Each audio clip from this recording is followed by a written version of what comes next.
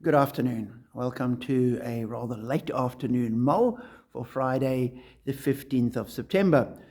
With McShane, we're working our way through 2 Samuel, today reading chapter 11, the well-known and rather sordid and sorry story of David and Bathsheba.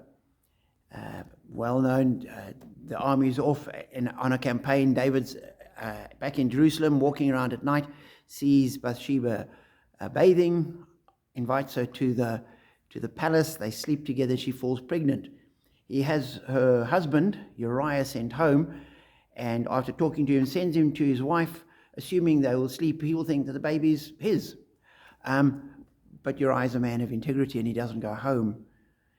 Sleeps in the doorway to the king's palace. The next day, David calls him, and we're told Uriah said to David, "The ark and Israel and Judah are staying in tents, and my master Job and my lord's men are camped in the open fields. How could I go to my house to eat and drink and lie with my wife? As surely as you live, I will not do such a thing." And as I read that, I thought, here is a man of absolute integrity, doing the right thing because it's the right thing. And he's a man that we know virtually nothing else about. This is his little bit of the story. We're not told if he was a great warrior or what his family was like.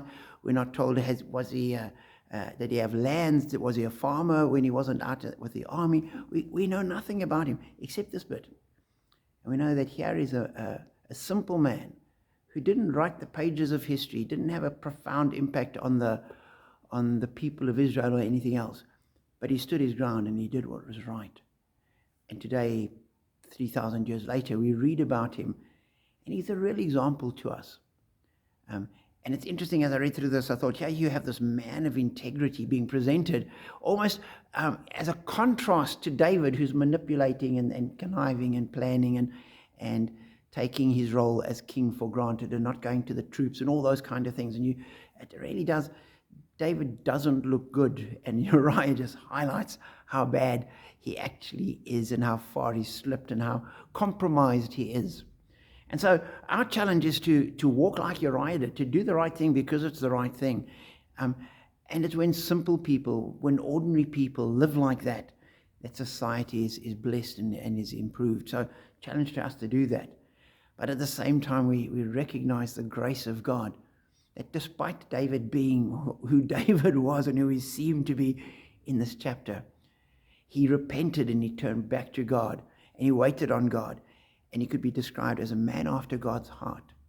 So no matter how far we've fallen and how far we've drifted from the example of Uriah, there's always forgiveness, there's always restoration, and God can always use us. For me, that's a great encouragement. So be encouraged, be challenged, and know that you're blessed.